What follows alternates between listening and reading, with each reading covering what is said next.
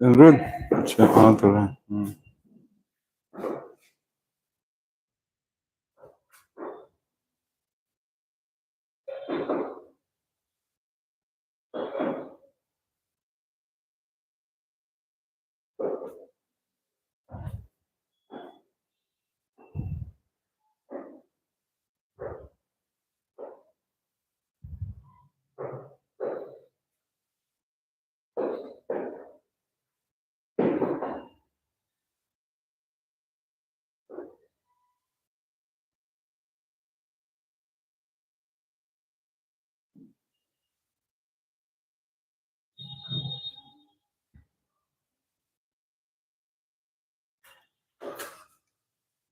चलो, good morning बच्चों,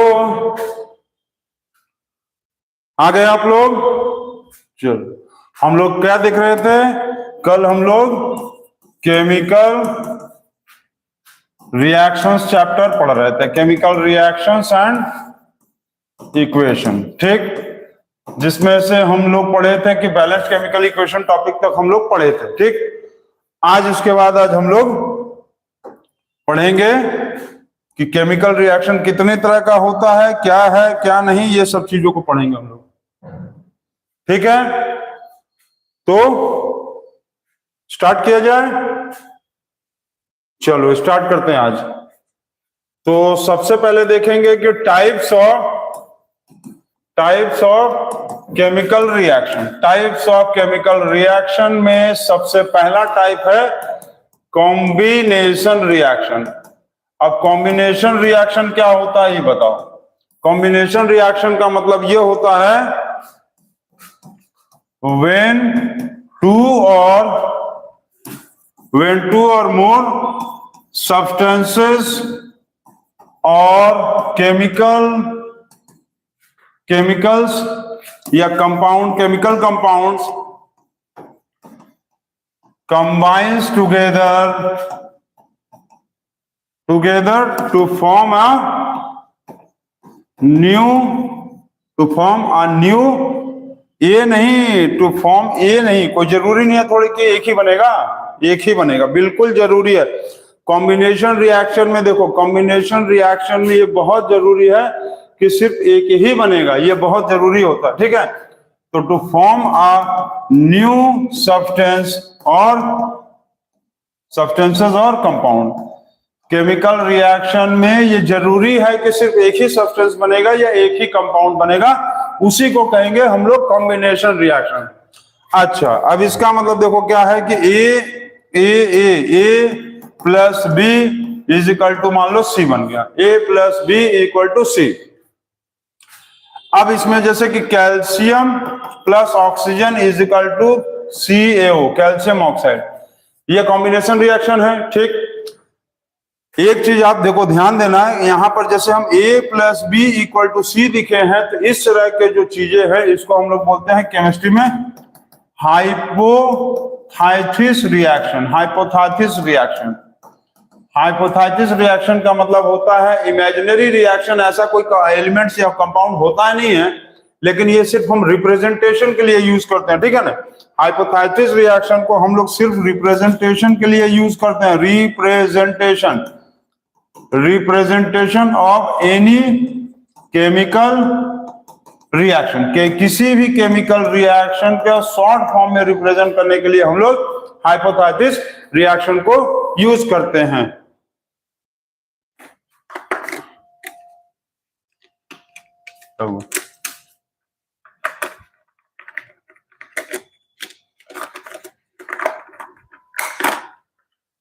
समझ गया है? तो अब इसमें एक चीज ये देखो, जैसे कि A plus B is equal to C हुआ, तो A और B कुछ है नहीं, सिर्फ अब मान लो हम लोग इसको रिप्रेजेंट करने के लिए लिख देते हैं, ठीक। अब इसका एग्जांपल यदि लिखेंगे तो ये सब क्या है, ये सब है केमिकल रिएक्शन। किस तरह का केमिकल रिएक्शन है? तो combination chemical reaction, combination chemical reaction है। और ये क्या है, ये हाइपोथाइसिस केमिकल रिएक्शन है, हाइपोथाइसिस केमिकल रिएक्शन, जिसमें सिर्फ हम लोग रिप्रेजेंटेशन करते हैं बिना कोई कंपाउंड का एबीसी अल्फाबेट्स को लेकर, ठीक है। दूसरा कॉम्बिनेशन रिएक्शन का एग्जांपल मान लो लिख लो, तो ये होगा CaO plus CO2 is equal to CaCaO3। ये भी कॉम्बिनेशन रिएक्शन है। कॉम्बिनेशन रिएक्शन का मतलब होता है कि जहां भी दो या दो से ज्यादा कंपाउंड्स आपस में मिलता हो और मिलने के बाद कोई एक खाली कंपाउंड बनेगा, सिंगल कंपाउंड, एक से ज्यादा कंपाउंड नहीं बनेगा, सिंगल कंपाउंड बनेगा, उसी को कहेंगे हम लोग कॉम्बिनेशन रिएक्शन, ठीक है। अब एक चीज तुम समझो, क्या चीज समझना है बताओ, क्या चीज समझना है, जल्दी बताओ क्या चीज समझना है हम लोगों को।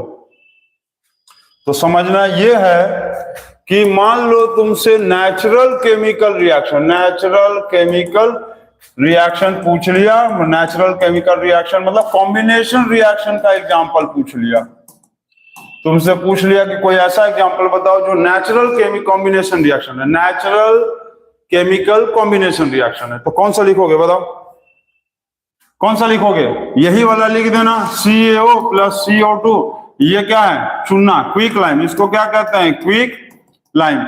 ये जब कार्बन डाइऑक्साइड से मिलता है तो क्या बना लेता है, CaCO3, जिसको हम लोग कहते हैं, क्या कहते हैं, CaCO3 को क्या कहते हैं हम लोग, मार्बल।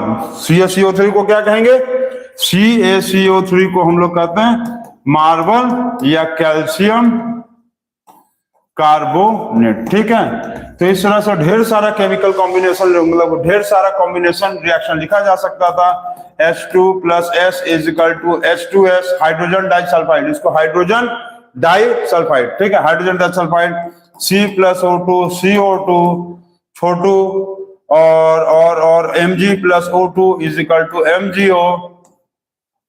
और लिखना है तो ये लिख सकते हैं, क्या लिख सकते हैं, और में मान लो लिखना है sodium plus oxygen is equal to sodium oxide, या Na plus Cl2 is equal to NaCl। ये सारा रिएक्शंस क्या है, कॉम्बिनेशन रिएक्शन है, जिसमें दो या दो से ज्यादा सब्सटेंसेस मिलकर कोई एक नया सब्सटेंस बनता है।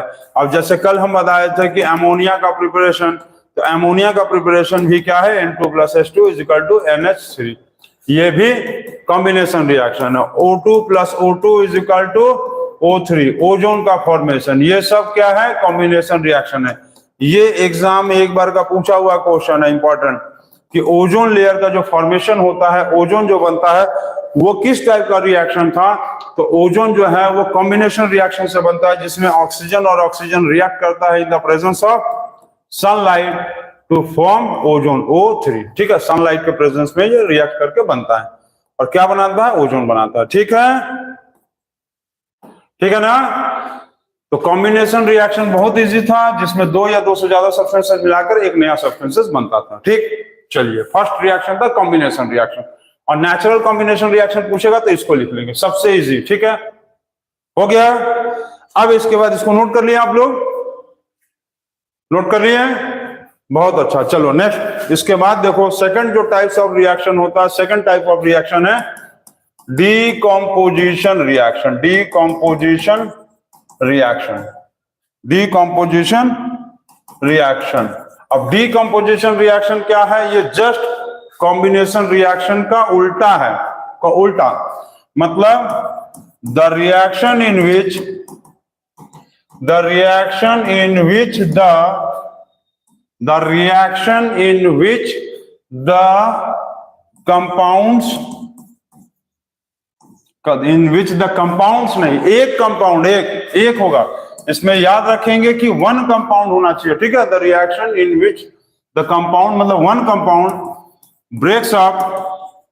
Breaks up into two or more elements और compounds, two or more elements और कंपाउंड्स, मतलब एक कंपाउंड को ब्रेक करेंगे तो वो ब्रेक होगा या तो दो तीन एलिमेंट में, या तो एलिमेंट्स में, या तो कंपाउंड्स में, कुछ भी हो सकता है। जैसे ये कंपाउंड है, ये कंपाउंड मान लो ब्रेक हुआ एलिमेंट एलिमेंट में, ये कंपाउंड ब्रेक हुआ एलिमेंट कंपाउंड में, एलिमेंट और कंपाउंड में, ठीक है।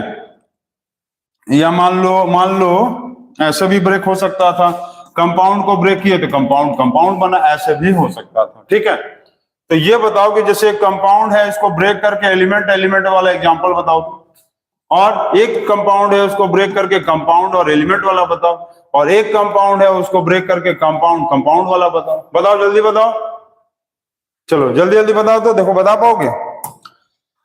तो इसका देखो एग्जांपल, जैसे कि एक कंपाउंड था उसको ब्रेक करके एलिमेंट्स में तोड़ा, तो H2O है, इसको तोड़ देंगे तो H2 + O2, ये कंपाउंड ये एलिमेंट एलिमेंट बन गया, हो गया ना, ठीक है, इतना तो हो गया। अब ये बताओ तो कंपाउंड को तोड़कर तुमको कंपाउंड और एलिमेंट बनाना है, तब कैसे बनाओगे, और कंपाउंड को तोड़कर कंपाउंड कंपाउंड बनाना है तो कैसे बनाओगे। CaCO3 ब्रेक करेंगे CaO + CO2, कंपाउंड कंपाउंड आ गया, ये भी कंपाउंड कंपाउंड कंपाउंड आ गया। अब इसका कोई बताओ तो, कंपाउंड को तोड़ो और कंपाउंड और एलिमेंट बनना चाहिए, कंपाउंड को ब्रेक करने के बाद कंपाउंड और एलिमेंट बनना चाहिए, तो इसके लिए हम लोग करेंगे H2O2, हाइड्रोजन पर ऑक्साइड को हीट कर दो, हाइड्रोजन पर ऑक्साइड को हीट कर दोगे तो तुम ये बनेगा वाट H2 + O2, ये बन गया कंपाउंड और ये हो गया एलिमेंट। देखे तो ये रिएक्शन जो है ज्यादातर बच्चे नहीं बता पाते हैं कि कंपाउंड को ब्रेक करेंगे तो कंपाउंड और एलिमेंट बन जाए, ठीक है। तो इसको आप नोट कर लेना, और किसी भी तरह का डीकंपोजिशन रिएक्शन हो सकता है, कंपाउंड को ब्रेक करने पे 2 एलिमेंट बन जाए, कंपाउंड को ब्रेक करने पे 2 कंपाउंड बन जाए, कंपाउंड को ब्रेक करने पे कंपाउंड एलिमेंट बन जाए, या कंपाउंड को ब्रेक करने पे 2 3 4 एलिमेंट कंपाउंड भी बन सकता था। तो इसको नोट करेंगे आप। अब इसके बाद देखेंगे कि कॉम्बिनेशन रिएक्शन जो है वो कितने तरह का है।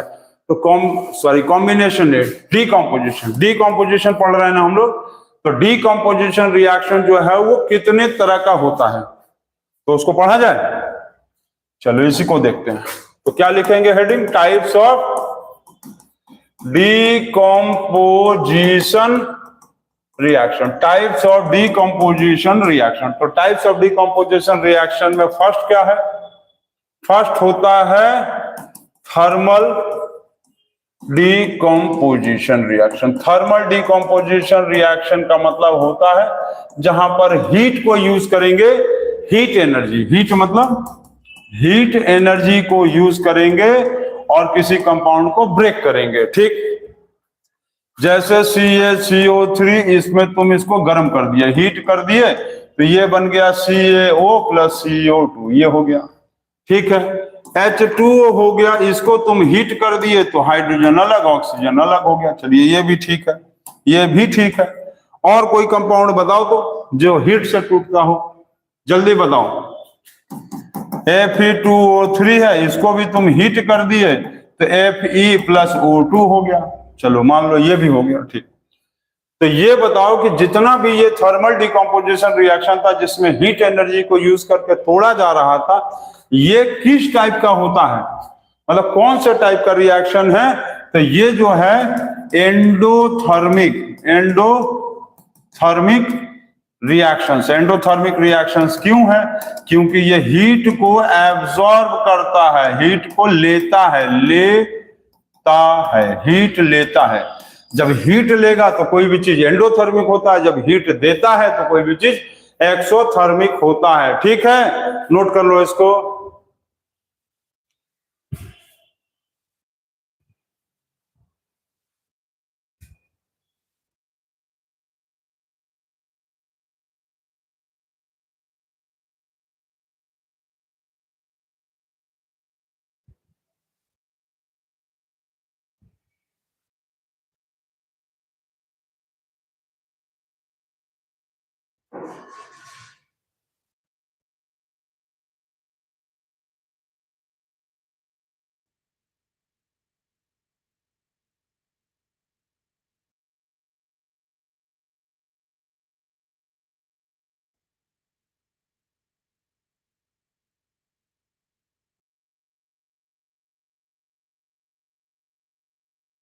नोट कर लिए, very good.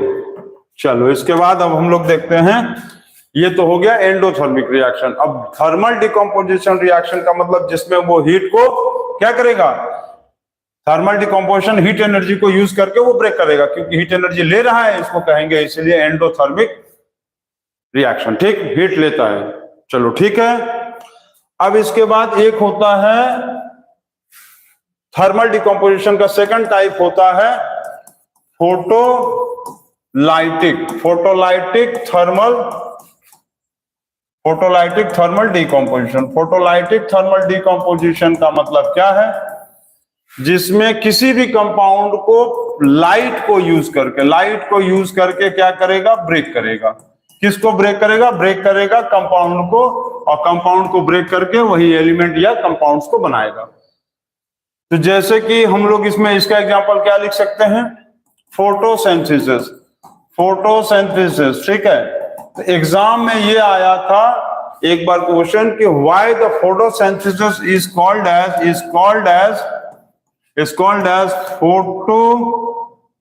Photolytic thermal decomposition. ये कहा था कि फोटोसिंथेसिस जो है why is called as the photosynthesis called as the photolytic thermal decomposition. तो इसमें देखो एक चीज समझ लो कि फोटोसिंथेसिस क्या करता है कि फोटोसिंथेसिस में जो कार्बन डाइऑक्साइड जो प्लांट यूज करता है, जो प्लांट कार्बन डाइऑक्साइड को यूज करता है वो रिडक्शन हो जाता है कार्बोनेट्स में। ऐसा बिल्कुल नहीं है, हाँ कार्बोनेट्स में नहीं होता, किसमें होता है, कार्बोहाइड्रेट्स में ब्रेक कर जाता है, जिससे बन जाता है 6,6,H12O6 जिसको हम लोग कहते हैं ग्लूकोज। ठीक है। तो ये कार्बन जो है वो क्या करता है, ब्रेक करता है। इसका मतलब लाइट एनर्जी को, कौन सा लाइट एनर्जी को, सनलाइट एनर्जी को यूज करके क्या करता है, कार्बन डाइऑक्साइड को रिडक्शन करता है, ब्रेक करता है, जिससे कि वो कार्बोहाइड्रेट्स में मतलब ग्लूकोज में बदल जाता है। इसलिए photosynthesis is also called as the photolytic thermal decomposition because the carbon dioxide used by the plants is reduced या reduction या breaks to form the carbohydrates in the form of the glucose। इसका answer ये होगा, ये board exam में आया हुआ question है। ठीक, इसको नोट कर लेंगे। अब फोटोलाइटिक थर्मल डिकम्पोजिशन का और भी हम एग्जांपल लिख सकते हैं। इसको इरेज कर दें, इसको इरेज करें। चलो बहुत अच्छा। अब इसमें देखो फोटोलाइटिक डिकम्पोजिशन रिएक्शन को हम लोग फोटोग्राफिक रिएक्शन भी कहते हैं।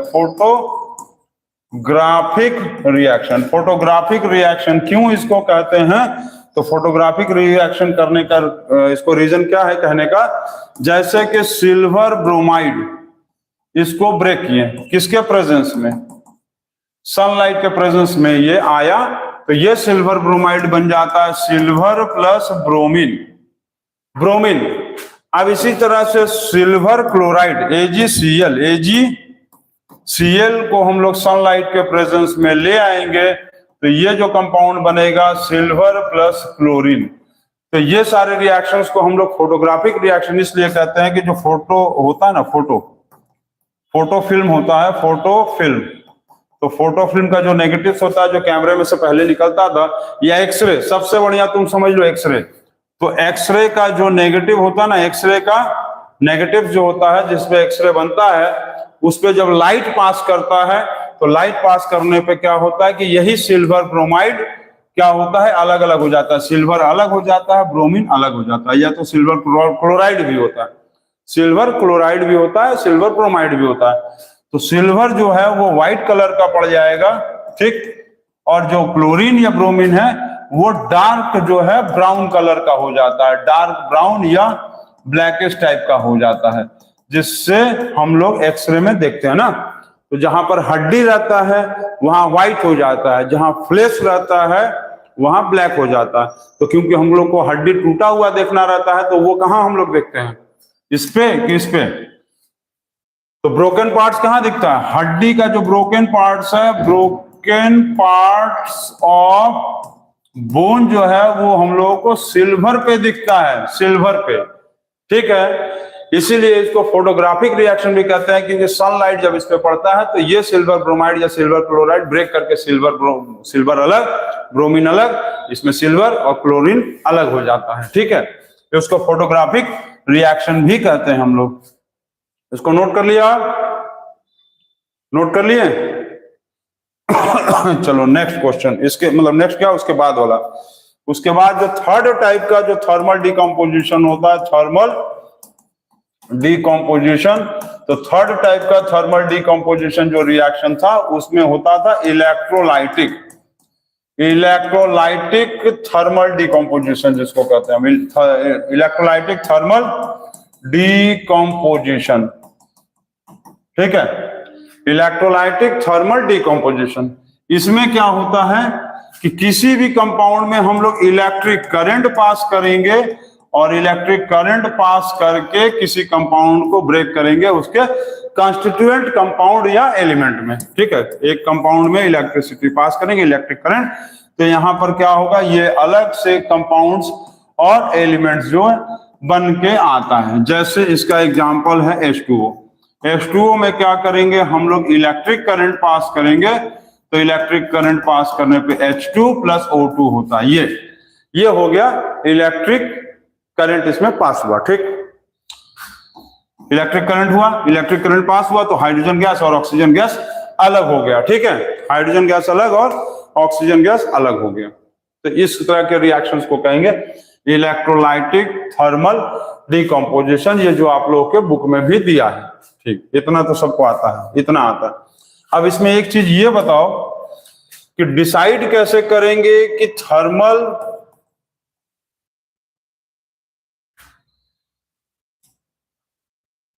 एक मिनट सॉरी, ये थर्मल डिकम्पोजिशन है, सिर्फ डिकम्पोजिशन रिएक्शन का पार्ट था। ठीक है, डिकम्पोजिशन रिएक्शन का थर्ड पार्ट था इलेक्ट्रोलाइटिक थर्मल, इलेक्ट्रोलाइटिक डिकम्पोजिशन ना। थर्मल डिकम्पोजिशन तो अलग टाइप का था, पहला क्या था थर्मल, दूसरा था फोटोलाइटिक और तीसरा क्या था इलेक्ट्रोलाइटिक डिकम्पोजिशन। ठीक है, तो इसमें जो सबसे इंपॉर्टेंट चीज पूछता है कि जो थर्मल डिकम्पोजिशन रिएक्शन है, thermal decomposition reaction, photolytic decomposition reaction और फोटोलाइटिक डिकम्पोजिशन रिएक्शन और electrolytic decomposition reaction, electrolytic decomposition reaction. तो डिसाइड कैसे करेंगे, इलेक्ट्रोलाइटिक डिकम्पोजिशन रिएक्शन। ठीक, तो कैसे पता चलेगा कि कौन सा एलिमेंट थर्मल करेगा, कौन सा एलिमेंट जो है वो फोटोलाइटिक करेगा और कौन सा एलिमेंट इलेक्ट्रोलाइटिक डिकम्पोजिशन करेगा। तो इसमें सबसे इंपॉर्टेंट चीज देखो, थर्मल का मतलब क्या होगा, थर्मल डिकम्पोजिशन वही एलिमेंट शो करेगा जिसका मेल्टिंग पॉइंट और बॉइलिंग पॉइंट जो है दोनों बहुत क्या हो, हाई हो। ठीक, पहला। इलेक्ट्रोलाइटिक डिकम्पोजिशन वही एलिमेंट शो करेगा जिसका डेंसिटी बहुत ज्यादा हाई हो, डेंसिटी क्या हो, हाई हो, डेंसिटी हाई, डेंसिटी हाई हो। एलिमेंट्स में बात कर रहे हैं हम, एलिमेंट मतलब कि जैसे कि एल्युमिनियम है, एल्युमिनियम ऑक्साइड है, एल्युमिनियम ऑक्साइड का यदि होगा तो क्या होगा, इलेक्ट्रोलाइटिक डिकम्पोजिशन शो करेगा, इलेक्ट्रोलाइटिक डिकम्पोजिशन। वाटर है तो वाटर भी इलेक्ट्रोलाइटिक डिकम्पोजिशन होता है, तो अब बोलेगा कि सर वाटर का तो डेंसिटी बहुत कम होता है, तब ये क्यों ऐसा शो करता है, तो बताते हैं उसको। अब फोटोलाइटिक डिकम्पोजिशन, फोटोलाइटिक डिकम्पोजिशन जो है ये ऐसा एलिमेंट शो करेगा जो लाइट के प्रेजेंस में अपना बिहेवियर चेंज कर देता हो, जैसे कि सिल्वर ब्रोमाइड। सिल्वर का जो है ना, देखो लाइट जब सिल्वर पे पड़ता है तो वो जो है शाइनिंग अपीयरेंस शो करने लगता है, बहुत ज्यादा शाइनिंग अपीयरेंस। तो लाइट के प्रेजेंस में अपना बिहेवियर चेंज कर देगा, इसका मतलब क्या होगा, या तो शाइनी हो जाएगा या तो डल अपीयरेंस शो करेगा, या तो क्या करेगा वो थोड़ा बहुत हल्का ब्रिटल नेचर शो करेगा, ब्रिटल नेचर शो करेगा। ब्रिटल का मतलब होता है अपने आप को धीरे धीरे क्या करेगा, हल्का हल्का गलाना शुरू कर देगा। उस तरह का यदि नेचर शो कर रहा है तो फोटोलाइटिक डिकम्पोजिशन होगा। थर्मल डिकम्पोजिशन में melting point, boiling point high होना चाहिए। ठीक है, अब करने के लिए तो तुम यदि चाहोगे तो वाटर का तुम थर्मल डिकम्पोजिशन भी कर सकते हो। यहाँ पर हीट दे दिए, ये H2 + O2 हो गया, यहाँ भी हो सकता है। यहाँ पर तुम इलेक्ट्रिक करंट दे दो तब भी हो जाएगा H2 + O2। लेकिन क्या है कि परफेक्ट तरीका यही है कि थर्मल डिकम्पोजिशन उसी का करेंगे जिसका melting point, boiling point high हो। फोटोलाइटिक डिकम्पोजिशन उसका करेंगे जो लाइट के कंडीशंस में लाइट पे जो अपना बिहेवियर चेंज कर सकता हो, मतलब शाइनिंग हो जाए या डल हो जाए या ब्रिटल नेचर का प्रॉपर्टी शो करे। और जो इलेक्ट्रोलाइटिक डिकम्पोजिशन शो करेगा जिसका डेंसिटी हाई होता है। अब यहाँ पर बात हो गया कि वाटर जो है, वाटर का तो डेंसिटी हाई नहीं है, तब भी ये क्यों इलेक्ट्रोलाइटिक डिकम्पोजिशन शो करता है? तो डेंसिटी हाई हो और इलेक्ट्रिक करंट को कंडक्ट करता हो। कंडक्ट मतलब इसके अंदर से बिजली पास करती हो। क्या करती हो? बिजली पास करती हो। ठीक है। अब जिसमें से बिजली पास ही नहीं करेगा तो उसमें हम लोग इलेक्ट्रोलाइटिक डिकम्पोजिशन नहीं करेंगे। ठीक है। जैसे कि कैल्शियम ऑक्साइड CaCO3। अब CaCO3 में तुम यदि इलेक्ट्रिक करंट पास करोगे ना तो कुछ नहीं होगा, ये खाली करके छोड़ देगा। क्योंकि कैल्शियम इलेक्ट्रिसिटी जो है वो मेटल भले ही है लेकिन इलेक्ट्रिसिटी एकदम ना के बराबर काम करता है। जैसे चूना है, चूना में तुम इलेक्ट्रिसिटी पास करो कोई असर ही नहीं आएगा। लेकिन इसी CaCO3 को तुम जब हीट कर दोगे, हीट करोगे तो देखोगे ये CaO और +CO2 में टूट गया। इसका मतलब कि कैल्शियम कार्बोनेट को हम लोग थर्मल डिकम्पोजिशन से ब्रेकअप करेंगे, सिल्वर ब्रोमाइड को फोटोलाइटिक डिकम्पोजिशन से ब्रेक करेंगे और वाटर को इलेक्ट्रोलाइटिक डिकम्पोजिशन से ब्रेक करेंगे। तो ये थर्मल डिकम्पोजिशन, फोटोलाइटिक डिकम्पोजिशन और इलेक्ट्रोलाइटिक डिकम्पोजिशन का प्रॉपर्टीज जरूर समझ लेना कि कौन से आधार पे किसको हम लोग ब्रेकअप करते हैं। ठीक है, इसको नोट कर लीजिए, आप जल्दी नोट करिए।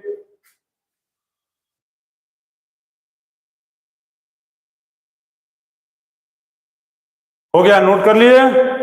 चलो बहुत अच्छा। उसके बाद हम लोग देखेंगे थर्ड टाइप ऑफ रिएक्शन जो होता है, तीसरा टाइप ऑफ रिएक्शन होता है डिस्प्लेसमेंट रिएक्शन। पहला क्या था? Combination reaction. दूसरा क्या था? Decomposition reaction. डिकम्पोजिशन रिएक्शन में 3 होता है। पहला होता था थर्मल डिकम्पोजिशन जिसमें लाइट का यूज करते थे। दूसरा होता था फोटोलाइटिक डिकम्पोजिशन जिसमें हम लोग किसको यूज करते थे? थर्मल डिकम्पोजिशन में हीट को यूज करते थे। थर्मल का मतलब हीट, थर्मल डिकम्पोजिशन में हीट यूज करते थे। फोटोलाइटिक डिकम्पोजिशन में हम लोग लाइट को यूज करते थे, चाहे वो सनलाइट हो चाहे बाहर से कोई लाइट सप्लाई हो। और इलेक्ट्रोलाइटिक डिकम्पोजिशन में हम लोग इलेक्ट्रिक करंट को यूज करते थे। ठीक है, ठीक। और उसका प्रॉपर्टीज याद रखना, जैसे जैसे बताएं कि कब का क्या यूज करेंगे। Displacement reaction. तो डिस्प्लेसमेंट रिएक्शन जो है वो होता है on basis of reactivity of metal. तो रिएक्टिविटी ऑफ मेटल आप लोग पढ़े होंगे, नहीं पढ़े होंगे तो हम बता दे रहे हैं, अभी आप लिख लीजिए। On basis of reactivity of metals मतलब कि जो हाई रिएक्टिव एलिमेंट है वो तो डिस्प्लेस करा देगा लो को, लेकिन जो लो रिएक्टिव एलिमेंट है वो हाई को नहीं डिस्प्लेस करा पाता है। उसके लिए आपको ये लिखना पड़ेगा रिएक्टिविटी, जिसको हम लोग एक्टिविटी सीरीज ऑफ मेटल भी कहते हैं। रिएक्टिविटी और एक्टिविटी सीरीज ऑफ मेटल भी कहते हैं। जिसमें सबसे पहले क्या आता है? सबसे पहले क्या आएगा? जल्दी बताओ सबसे पहले क्या आएगा? पोटेशियम, सोडियम, फिर पोटेशियम, सोडियम, कैल्शियम, मैग्नीशियम, और बताओ जल्दी बताओ। मैग्नीशियम, एल्युमिनियम, जिंक के बाद आयरन, एसएन, टिन। एसएन मतलब टिन होता है। एसएन के बाद क्या आएगा?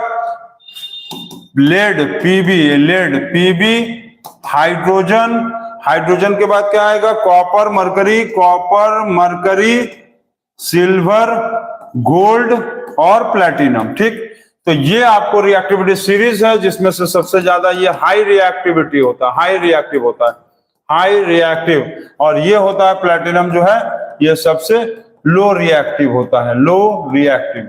अब इसको ध्यान से देखना। रिएक्टिविटी सीरीज में सबसे पहले potassium, sodium, calcium, magnesium, aluminium, zinc, iron और ये क्या है, tin. Lead, hydrogen, copper, mercury, silver, gold, platinum. ठीक, इतना हो गया। अब इसमें सबसे पहले तो एक क्वेश्चन ये आया था बोर्ड एग्जाम में कि ये बताओ कि पोटेशियम सबसे ज्यादा हाई रिएक्टिव क्यों है। सबसे पहला क्वेश्चन यही आया था कि पोटेशियम जो है इज हाईएस्ट रिएक्टिव, पोटेशियम जो है वो हाईएस्ट रिएक्टिव क्यों होता है, ये बताओ क्यों होता है।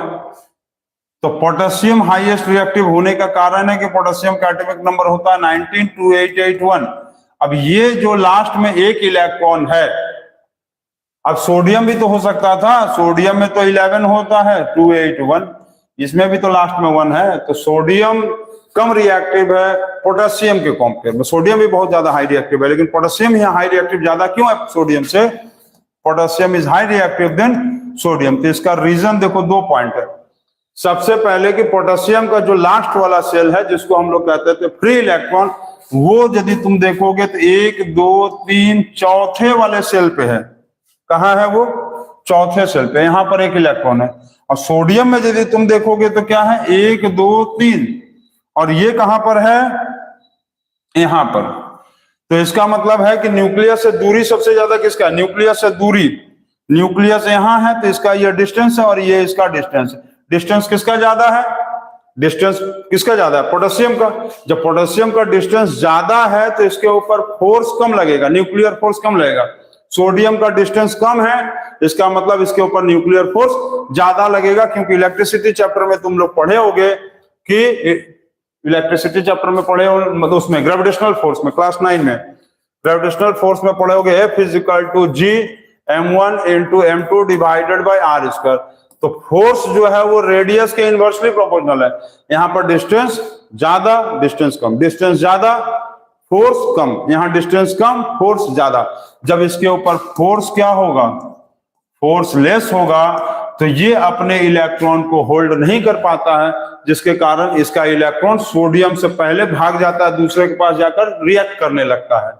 अब कुछ लोग इसमें सोच रहे होंगे कि सर सोडियम पोटेशियम को ही क्यों लिए हैं। तो ये आपको पता है कि कोई भी हम लोग रिएक्टिविटी जैसे देखेंगे, मतलब ग्रुप देखेंगे, तो एल्कली में लास्ट में 1 होता था और एल्कालाइन में होता था लास्ट में 2। तो 2 इलेक्ट्रॉन को लूज करना मुश्किल है एज कॉम्पेयर टू 1 इलेक्ट्रॉन को आसानी से लूज कर देंगे, बहुत आसान से। तो 1 इलेक्ट्रॉन आसानी से लूज कर सकते थे, इसीलिए एल्कली मेटल्स में लिए हैं। और ये दोनों एल्कली मेटल, और एल्कली मेटल में भी पोटेशियम को जो हाई रिएक्टिव इसलिए रखा गया क्योंकि डिस्टेंस ज्यादा फोर्स कम, 1 इलेक्ट्रॉन आसानी से लूज हो जाता है और पोटेशियम सोडियम से जल्दी रिएक्ट कर जाता है। ठीक, एक तो इसका आंसर ये हो गया। अब इसमें जो हो गया रिएक्टिविटी सीरीज आप लोग नोट कर लीजिएगा। ठीक है, नोट कर लिए हैं, इसको इरेज कर दें, चलो इसको इरेज कर दो। ठीक, अब इसमें आपको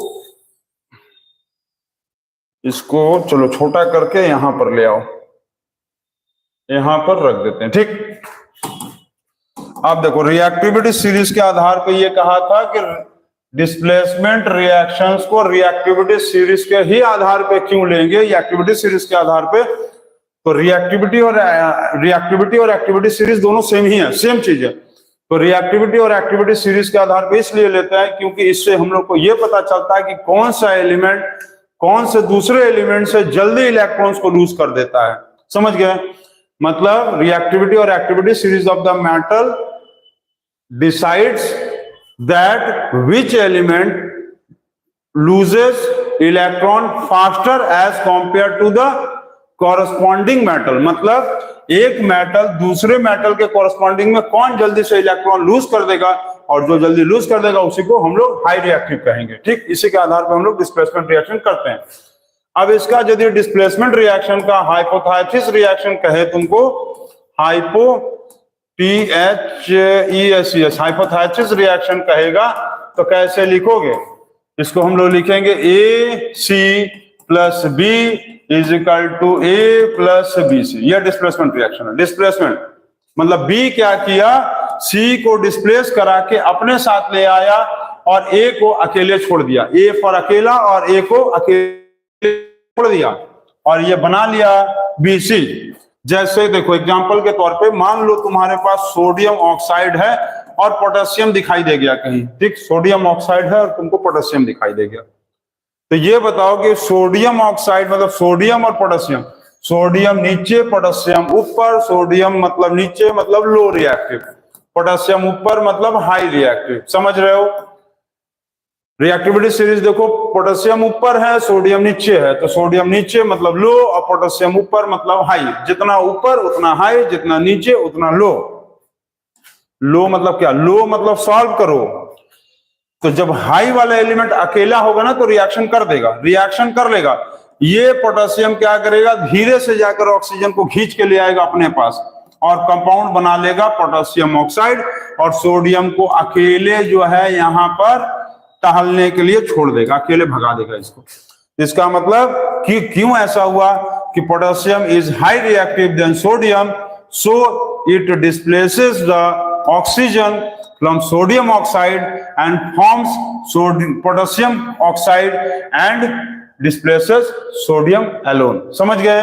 मतलब as potassium is high reactive than sodium, so it displaces the oxygen from sodium to form potassium oxide and displaces the sodium alone। ठीक, इसका ये एक्सप्लेनेशन। मान लो यदि तुमसे यही, अब जैसे ये K2O क्यों आया, देखो हम इसीलिए बोले थे कि एटम एंड मॉलिक्यूल्स को आप लोग अच्छे से पढ़ लेना क्लास 9 का। पोटेशियम का एटॉमिक नंबर 192881, ऑक्सीजन का एटॉमिक नंबर 826, तो पोटेशियम का 1 है मतलब मेटल, तो वैलेंसी इसका होगा 1, ऑक्सीजन 6 है नॉन मेटल, वैलेंसी इसका होगा 8 - 6 मतलब 2, ये 2 और ये 1, K2O पोटेशियम ऑक्साइड बन गया। देखे, इसीलिए कहा गया था कि एटम एंड मॉलिक्यूल्स चैप्टर को आप लोग क्लास 9 वाले वीडियोस में से निकाल के अच्छे से पढ़ो, ताकि आपको चीजें जो है समझ में आ जाए।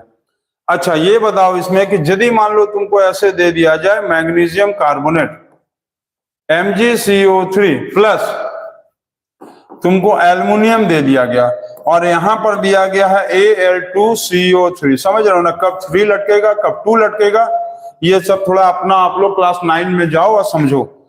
क्लास 9 में जाने का मतलब क्लास 9 के क्लास में मत जाओ, क्लास 9 वाला चैनल में से वो प्लेलिस्ट निकालो, एटम एंड मॉलिक्यूल्स का सर करके ढेर सारा वीडियो दिया है, वो सारे वीडियो को ज्यादा नहीं 7-8 घंटे पढ़ो, अच्छे से सारे टॉपिक को पढ़ लो, ये सारी चीजें तुमको समझ में आ जाएगा। अब क्यों ऐसा हुआ देखो, यहां पर यदि मान लो तुम देखोगे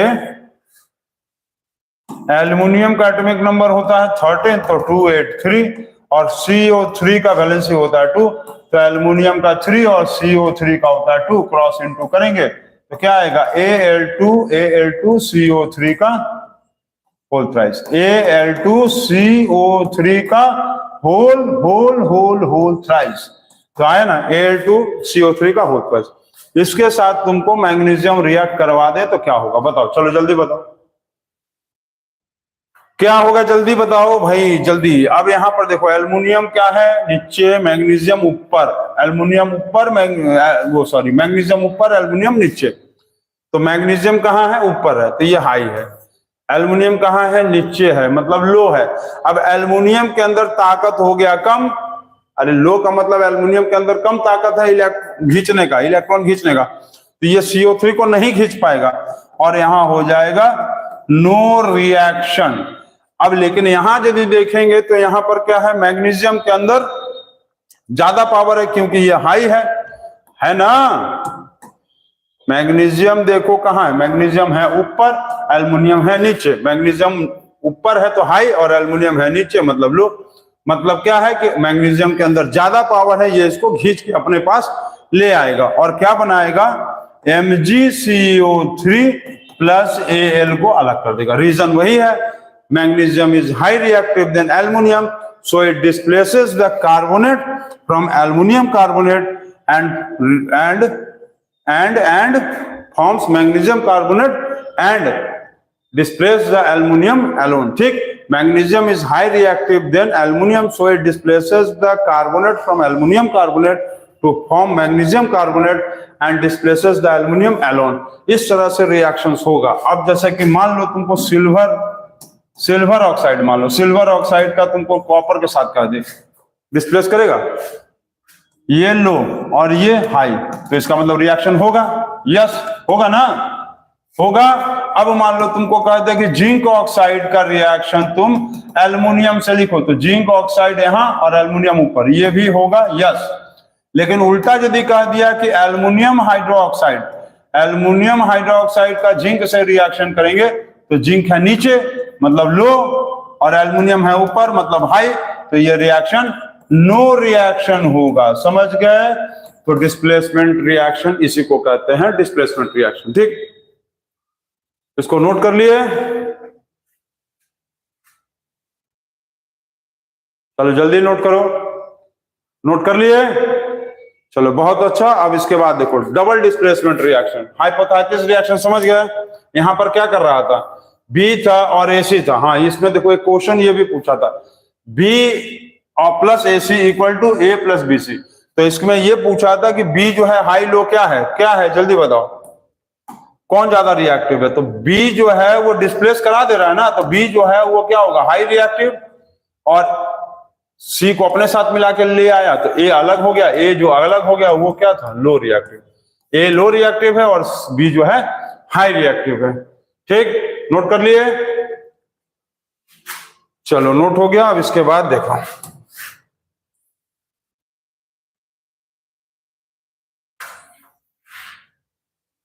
अब इसके बाद क्या है, इसके बाद है double displacement reaction. Double displacement reaction क्या होता है? डबल डिस्प्लेसमेंट रिएक्शन क्या है बताओ? Double displacement reaction, double displacement reaction क्या होता है ये बताना। डबल डिस्प्लेसमेंट रिएक्शन, तो देखो डबल डिस्प्लेसमेंट रिएक्शन का मतलब क्या होगा कि वन हाई रिएक्टिव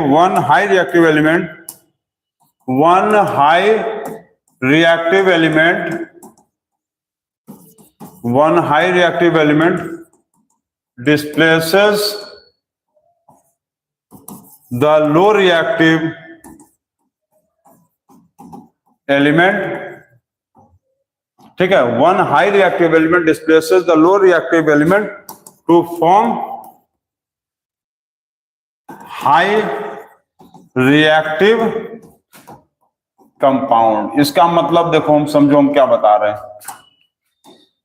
जैसे कि तुमको मान लो दिया, अच्छा इसका सबसे बेस्ट एग्जांपल इसका होता है न्यूट्रलाइजेशन रिएक्शन।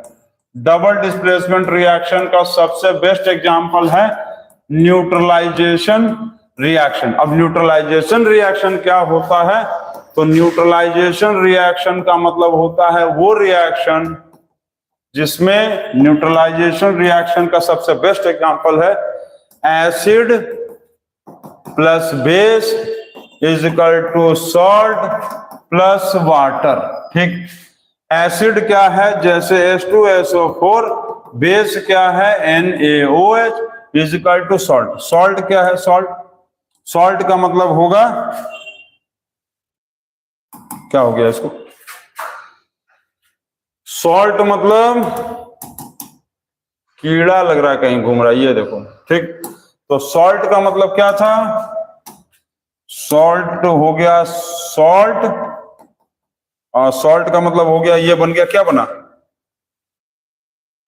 ये बना Na2SO4 प्लस H2O। ठीक, तो अब ये देखो कि यहां लिखा है कि one high reactive element displaces the low reactive element to form the high reactive compound.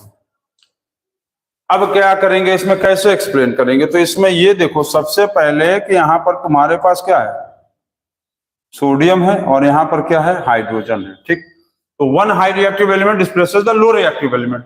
तो ज्यादा हाई रिएक्टिव कौन है, सोडियम यहां है, सोडियम यहां है, और हाइड्रोजन कहां है, हाइड्रोजन यहां है, हाइड्रोजन यहां है। मतलब potassium, sodium, calcium, magnesium, aluminium, zinc, iron, tin, पीलेड, हाइड्रोजन, कॉपर, मरकरी, सिल्वर और गोल्ड। ठीक है, इतना नीचे है, मतलब कि यहां पर आपको दिया है कि हाइड्रोजन यहां और सोडियम यहां, मतलब सोडियम बहुत ज्यादा ऊपर है। तो सोडियम क्या है, हाई रिएक्टिव, और हाइड्रोजन क्या है, लो रिएक्टिव है, ठीक है। तो ये जो कम डेफिनेशन के हिसाब से क्या लिखा है कि one high reactive element displaces the low reactive element from the high to form the higher reactive compound. इसका मतलब है कि ये कंपाउंड और इस कंपाउंड में सबसे पहले कौन रिएक्ट करेगा, तो ये रिएक्ट करेगा, क्योंकि इसके पास हाई रिएक्टिव एलिमेंट है, तो हाई रिएक्टिव एलिमेंट सोडियम है। और ये क्यों लो रिएक्ट करेगा, क्योंकि इसके पास जो एलिमेंट है हाइड्रोजन वो है लो रिएक्टिव, तो हाई रिएक्टिव एलिमेंट है ये। तो वन हाई रिएक्टिव एलिमेंट मतलब ये कंपाउंड में जो एलिमेंट है हाई रिएक्टिव है और इस कंपाउंड में जो एलिमेंट है वो लो रिएक्टिव है। तो ये पहले ये पहले रिएक्ट करेगा। अब ये पहले यदि रिएक्ट करेगा तो देखो ये इससे आकर मिला, ये इससे आकर मिला और ये बना लिया सोडियम सल्फेट। इसीलिए हम लोग सोडियम सल्फेट पहले लिखते हैं और वाटर को बाद में लिखते हैं। और बाकी जब बच गया, जब ये इसको इसमें से लेके भाग गया ऐसे, देखो हम बार बार बोल रहे हैं एटम एंड मॉलिक्यूल्स, आप लोग पढ़ के आओ, सब कुछ समझ में आएगा ये सब कैसे लिखते हैं। Na का वैलेंसी होता है 1, सल्फेट का वैलेंसी होता है 2, क्रॉस इनटू करेंगे Na2SO4, ठीक है, ये बना लिया। अब ये जो है हाई रिएक्टिव होने के कारण इसको जाया गया, खींच के लेके आ गया और इसके साथ ब्याह शादी कर लिया है Na2SO4। अब क्या हुआ कि इसमें से ये निकल गया तो बच गया H2, खाली अकेला पड़ गया ये इसका भाग कटे हो गया, भाग कटे, ये भाग गया।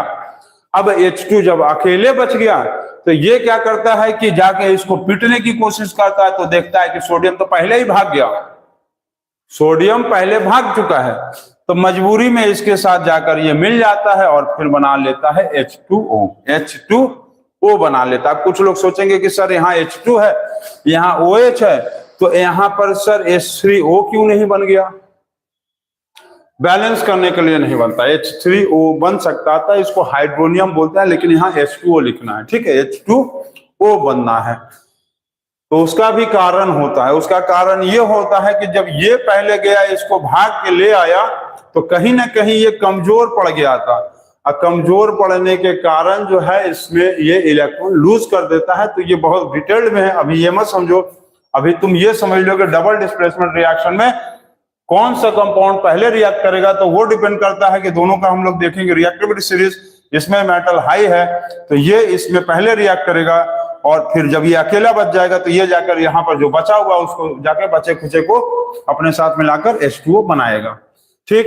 तो यहाँ पर क्वेश्चन ये होता है कि डबल डिस्प्लेसमेंट रिएक्शन में ये पूछता है कि कॉन्सेंट्रेशन कौन से कंपाउंड का ज्यादा था, तो कॉन्सेंट्रेशन इसका ज्यादा होगा, जो हाई रिएक्टिव एलिमेंट होगा उसी का कॉन्सेंट्रेशन ज्यादा होगा।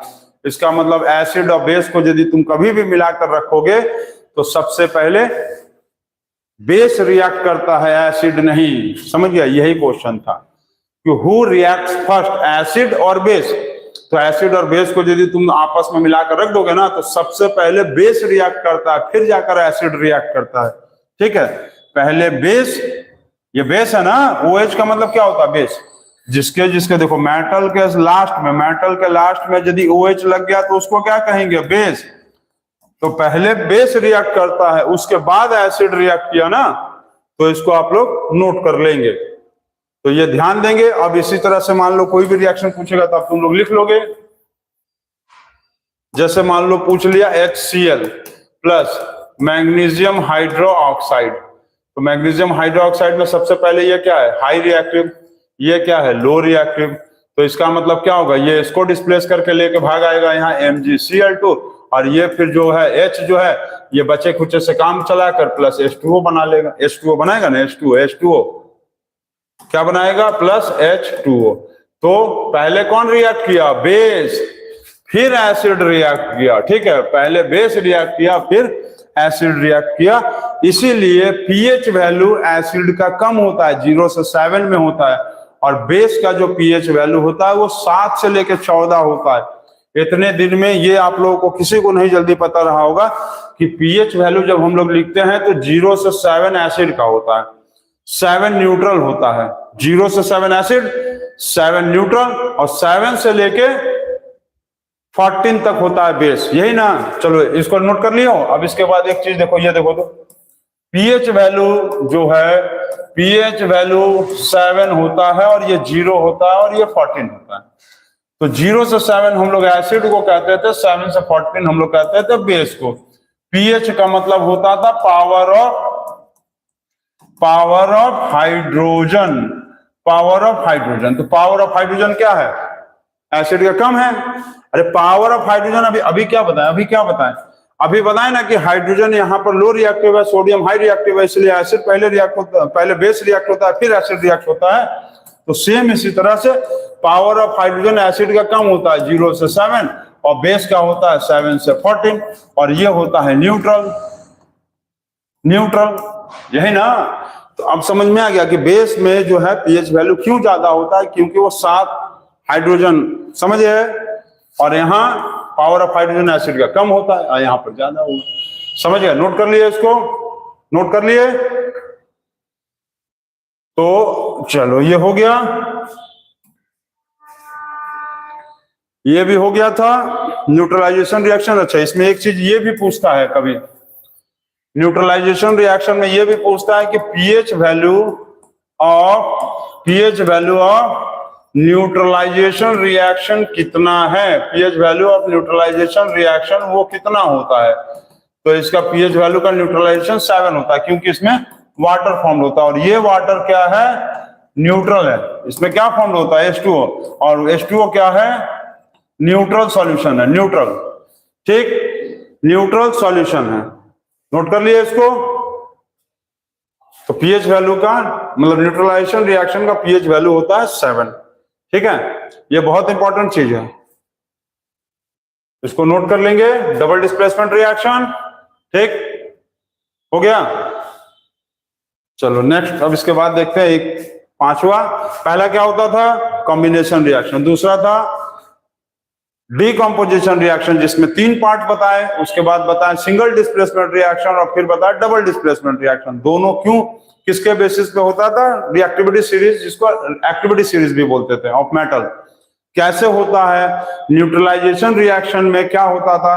एसिड और बेस में से कौन पहले रिएक्ट करता था, ये सारी चीजों को बताए हैं। अब हम लोग देखेंगे पांचवा टॉपिक, रेडॉक्स रिएक्शन, जिसको लाल साड़ रिएक्शन नहीं कहेंगे। रेडॉक्स मतलब रिडक्शन और ऑक्सीडेशन। तो इसको समझने के लिए तुमको कई पॉइंट पहले समझना पड़ेगा कि रिडक्शन क्या है और ऑक्सीडेशन क्या है। तो इसको आपको समझना पड़ेगा। तो कैसे समझेंगे बताइए आप? रिडक्शन मतलब क्या होगा? रिडक्शन मतलब, चलो जल्दी बताओ, रिडक्शन मतलब क्या होगा? रिडक्शन मतलब इलेक्ट्रॉन गेन के लूज।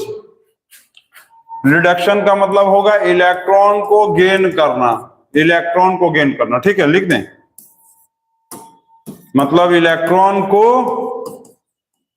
गेन करना। ऑक्सीडेशन का मतलब क्या होगा? इलेक्ट्रॉन को लूज करना। ठीक, पहला पॉइंट। दूसरा पॉइंट बताओ तो। दूसरा, इलेक्ट्रॉन को कौन लूज करता है? मेटल्स। ठीक है, इलेक्ट्रॉन को कौन गेन करता है? Non metals. चलो ये भी ठीक था। तीसरा बताओ, इसमें क्या होता है? ऑक्सीडेशन में ऑक्सीजन प्लस होगा। ऑक्सीजन क्या होगा? ऑक्सीडेशन में जो होता है ऑक्सीजन प्लस होता है, मतलब ऑक्सीजन ऐड होगा, ऑक्सीजन ऐड होगा। ठीक है, ऑक्सीजन ऐड होता है। ठीक, इसमें जो होता है ऑक्सीजन क्या होता है? लूज होता है, LOOS, लूज। चौथा पॉइंट यदि देखेंगे तो इसमें हाइड्रोजन प्लस होगा। हाइड्रोजन क्या होगा? प्लस होगा। इसमें क्या होता है? हाइड्रोजन लूज करता है। ठीक है, पांचवा यदि देखेंगे तो जिसका रिडक्शन होगा उसको क्या कहेंगे? Oxidising agent. जिसका ऑक्सीडेशन होगा उसको क्या कहेंगे? Reducing agent. ठीक, उसके बाद ये यदि देखेंगे, इसमें जो सबसे इंपॉर्टेंट पॉइंट है ऑक्सीडेशन और रिडक्शन में, तो क्या है? फोटोसिंथेसिस में क्या होता है?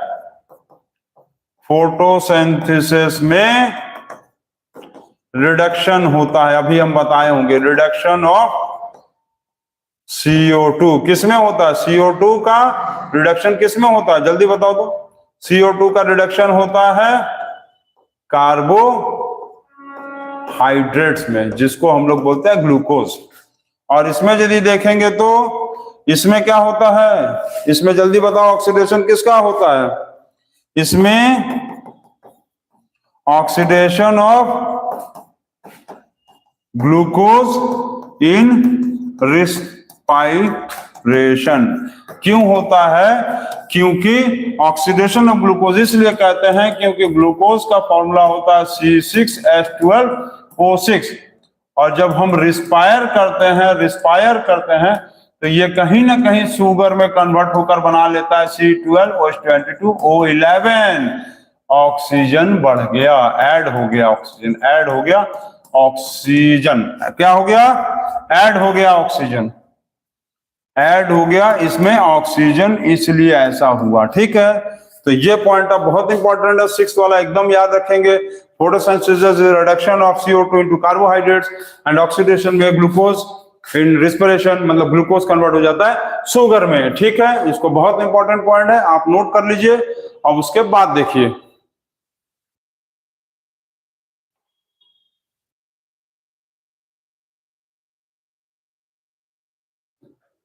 अभी है ना, अब यही ना हो, अभी इसको रोक देंगे तब जाना।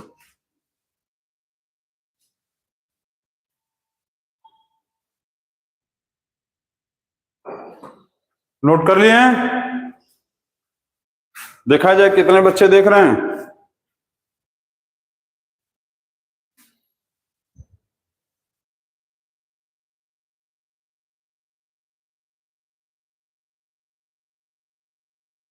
बहुत सारे बच्चे जुड़े हुए ना।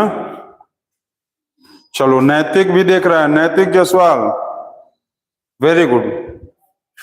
चलो, नैतिक जायसवाल कम्स फ्रॉम ऑस्ट्रेलिया ना,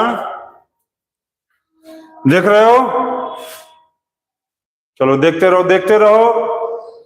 ये हो गया। अब इसके बाद हम लोग देखेंगे रिडक्शन, और ये रिडॉक्स रिडक्शन समझ गया? रेड मतलब रिडक्शन, ऑक्स मतलब ऑक्सीडेशन। रिडक्शन और ऑक्सीडेशन हम लोग अब थोड़ा एग्जांपल देखते हैं। जैसे कि तुमको मान लो कह दिया कि Fe2O3 plus Al is equal to Al2O3 plus Fe कहा। इसमें कहा है कि name the oxidation oxidised substance और reduced REDUCED reduced substance, oxidising agent और रिड्यूसिंग एजेंट कौन कौन सा है बताइए। तो ऑक्सीडाइज्ड सब्सटेंस का मतलब क्या होता है? ऑक्सीडेशन। और रिड्यूस्ड सब्सटेंस का मतलब क्या होगा? रिडक्शन। और अभी हम बताए हैं कि जिसका ऑक्सीडेशन होगा वो होगा रिड्यूसिंग एजेंट, और जो रिडक्शन होगा वो होगा ऑक्सीडाइजिंग एजेंट। ठीक है, तो बहुत आसान, इसको देखो ऐसे समझो। अभी हम क्या बोले कि ये वाला जो पॉइंट एकदम दिमाग में बैठा लो तुम। रिडक्शन मतलब क्या होगा? इलेक्ट्रॉन का गेन करना, और ऑक्सीडेशन मतलब इलेक्ट्रॉन का लूज करना। तो तुमको इसमें 3 पॉइंट लर्न करना है। सबसे इंपॉर्टेंट पॉइंट 1, 2 और ये 3, ये 3 पॉइंट याद कर लेना, हो जाएगा मिशन सक्सेसफुल, तुरंत हो जाएगा। तो उसमें सबसे पहले क्या किया? ये अपना ऑक्सीजन इधर आकर क्या किया? लूज किया कि गेन किया? तुमको देखना कहाँ है? रिएक्टेंट साइड में। कहाँ देखना है? रिएक्टेंट साइड में देखना है, रिएक्टेंट साइड में देखना है। देख रहे हो कुशल? देखो जल्दी देखो, कुशल देख रहा है, कुशल देख रहा है, शो कर रहा है यहां। चलो ठीक है, देखते रहो। ये क्या कर रहा है? ये अपना ऑक्सीजन यहां पर क्या किया? लूज कर दिया। ऑक्सीजन यदि यहां पर लूज कर दिया तो क्या हुआ?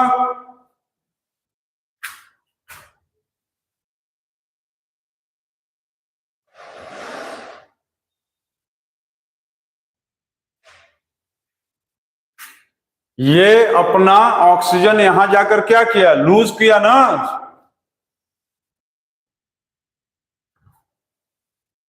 रुक गया है वीडियो, रुक गया है कि चल रहा है? बताओ सब लोग, रुक गया है?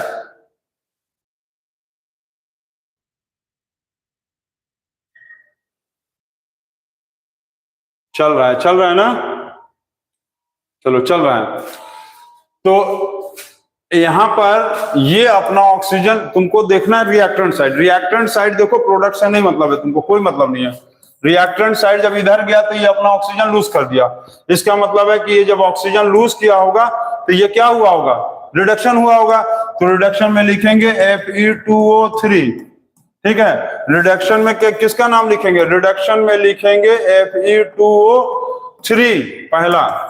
दूसरा तुम मान लो लिख दो, अब ये जब इधर आया तो क्या हुआ? ये इधर आया तो ऑक्सीजन इसमें जुड़ गया ना, तो ये क्या हुआ होगा? एल्युमिनियम का क्या हुआ होगा? एल्युमिनियम का ऑक्सीडेशन हुआ होगा, एल्युमिनियम का, ठीक है। ये इधर जाने पे क्या किया? ऑक्सीजन लूज कर दिया, रिडक्शन। ये इधर आने पे क्या किया? ऑक्सीजन गेन कर लिया, मतलब ऑक्सीडेशन। ठीक, चलो इतना हो गया। अब यदि इसका ऑक्सीडेशन हुआ है तो हम लोग इसको क्या लिख सकते हैं? अरे एल्युमिनियम का यदि ऑक्सीडेशन हुआ है तो क्या लिखेंगे? रिड्यूसिंग एजेंट एल्युमिनियम होगा, ठीक है। और ये यदि रिडक्शन हुआ होगा तो इसका मतलब कि ये क्या है? ये क्या है? जल्दी बताओ, जल्दी। ये यदि रिडक्शन हुआ है तो इसका मतलब ये क्या शो करेगा? ऑक्सीडाइजिंग एजेंट शो करेगा, Fe2O3, ठीक है। इतना नोट कर लिए? इतना नोट किया कि नहीं? बहुत अच्छा। अच्छा, अब एक चीज बताओ कि इस रिएक्शन को कहते क्या है? इस रिएक्शन को कहते हैं, इस पूरे रिएक्शन को हम लोग कहते हैं Fe2O3 plus Al is equal to Al2O3 plus Fe। इस पूरे रिएक्शन को कहते हैं हम लोग थर्माइट वेल्डिंग, थर्माइट वेल्डिंग या एल्यूमिनोथर्मी, एल्यूमिनोथर्मी। ये रिएक्शन यूज किया जाता है ब्रोकन पार्ट ऑफ द लोहास, broken part of iron, broken parts of iron, लोहे के टुकड़े को जोड़ने में। जैसे कभी कभी रेलवे ट्रैक का जो लोहा हुआ होता है, रेलवे लाइन थोड़ा बहुत क्रैक कर जाता है तो क्या करते हैं? वहां पर ले जाते हैं एल्युमिनियम रॉड ले जाते हैं, और जहां टुकड़ा लगा रहता है वहां पर इलेक्ट्रिसिटी पास करके क्या करते हैं? लोहे को एल्युमिनियम रॉड से वेल्डिंग कर देते हैं। इस रिएक्शन को कहते हैं एल्यूमिनोथर्मी या थर्माइट वेल्डिंग। इसको हम लोग मेटल नॉन मेटल में पढ़ेंगे। अच्छा, इसमें कभी कभी क्या होता है कि एल्युमिनियम रॉड जो है वो बहुत हार्ड होता है, जल्दी रिएक्ट नहीं करता है, तो हम लोग क्या करते हैं? इस एल्युमिनियम को उसको सॉफ्ट करने के लिए MnO2 का यूज करते हैं, जो कि कैटलिस्ट का काम करता है। और यही हम कल कैटलिस्ट बताए थे कि कैटलिस्ट जो है वो किसी भी केमिकल रिएक्शन के स्पीड, रिएक्शन को रेट को फास्ट कर देता है। मतलब जो रिएक्शन जल्दी नहीं हो रहा था, मैंगनीज डाइऑक्साइड MnO2 को रिएक्ट करवाने से क्या होता है कि ये थर्माइट रिएक्शन जल्दी जल्दी होने लगता है। तो केमिकल नेम है इसका एल्यूमिनोथर्मी जो है, केमिकल नेम पूछेगा तो एल्यूमिनोथर्मी, और प्रोसेस पूछेगा, दोनों चीज पूछता है। प्रोसेस पूछेगा, प्रोसेस पूछेगा थर्माइट वेल्डिंग, और केमिकल नेम पूछेगा तो एल्यूमिनोथर्मी है, ठीक है। यहां पर मैंगनीज डाइऑक्साइड कैटलिस्ट का काम करता है, ठीक है। और ये पूरा रिएक्शन एल्यूमिनोथर्मी था। हो गया, इसको नोट कर लीजिएगा। और अब हम लोग इसके बाद कल पढ़ेंगे। अब एक चीज देखो, और जाते जाते आप सब लोग एक चीज ध्यान दो, जो हम बता रहे समझ लो अच्छे से। अब आप लोगों को कल से, मतलब 13 नवंबर से 8:30 PM से क्लासेस डेली चलेंगे, क्लासेस डेली रन करेंगे, डेली। संडे को चलेंगे कि नहीं चलेंगे वो भी हम बता देंगे आपको, ठीक है। जिसको डाउट रहे वो हमारे मोबाइल नंबर 8299745662 पे अपना नंबर ऐड करवाओ, ताकि आपको व्हाट्सएप पे सब तरह का मैसेज मिल जाए कि क्लासेस कब कर चलेंगे, कैसे चलेंगे।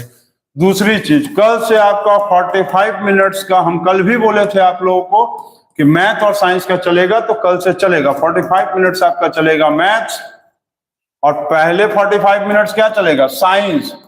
45 मिनट्स चलेंगे आपके मैथ, और 45 मिनट्स बाकी 45 मिनट्स आपके चलेंगे science, 45 minutes math, 45 minutes science. तो साइंस में आज हम लोग कल टॉपिक 1 पढ़े थे, आज पढ़े हैं टॉपिक 2 केमिकल रिएक्शन। तो पहले चैप्टर्स पढ़ाया जा रहा है, चैप्टर अब मान को चलो कल खत्म हो जाएगा, तो उसके बाद चैप्टर से रिलेटेड बोर्ड एग्जाम्स के क्वेश्चन प्रैक्टिस कराए जाएंगे और मैथ्स में इंट्रोडक्शन क्लास से स्टार्ट किया जाएगा, ठीक है। तो मैथ में जिसको भी जो क्वेश्चंस में डाउट हो या तो व्हाट्सएप करो या तो कमेंट में बताओ कि हाँ ये चैप्टर्स में डाउट है, क्या क्वेश्चन में डाउट है, और हम स्टार्ट करेंगे कल से मैथ भी पढ़ाना। तो 45 डेज 45 मिनट्स का सेशन चलेगा 8:30 से डेली, 8:30 टू 10 PM। जिन लोगों को खाना जल्दी भूख लग जाता है वो लोग अपना खाना उना नाश्ता उनका जो भी है करके आएंगे ताकि भूख ना लगे, ठीक है। अब हम पानी पी ले, थोड़ा पी लीजिए सर, बिल्कुल पीजिए सर। जाते जाते तुम लोग से एक जीके का क्वेश्चन कि वाटर का डिस्कवरी कौन किया था, इन्वेंशन।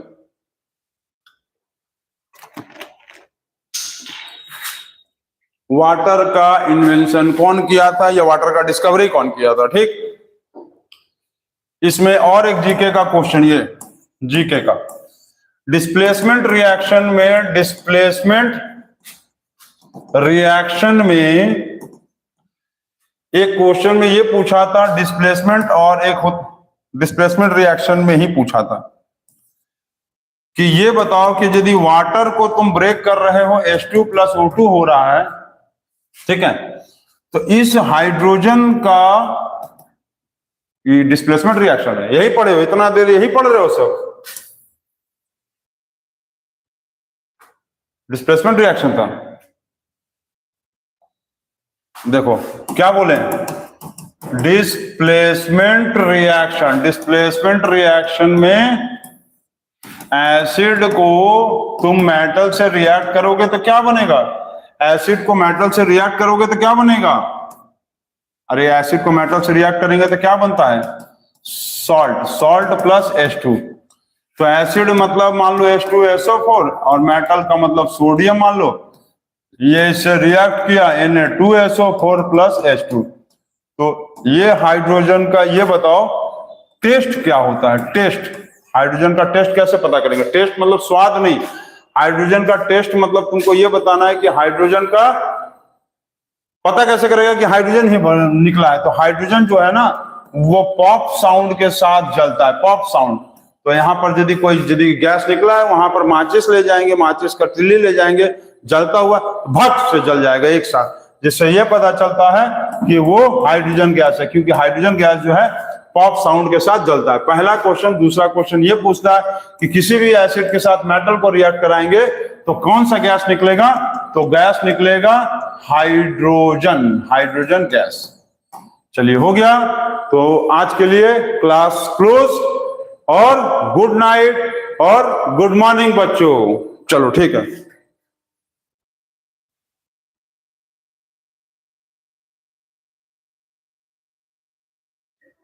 अनुरुद्ध इसको रोक, धीरे धीरे देखना, वो उधर से जा, कोने से उसको सेव भी कर देना।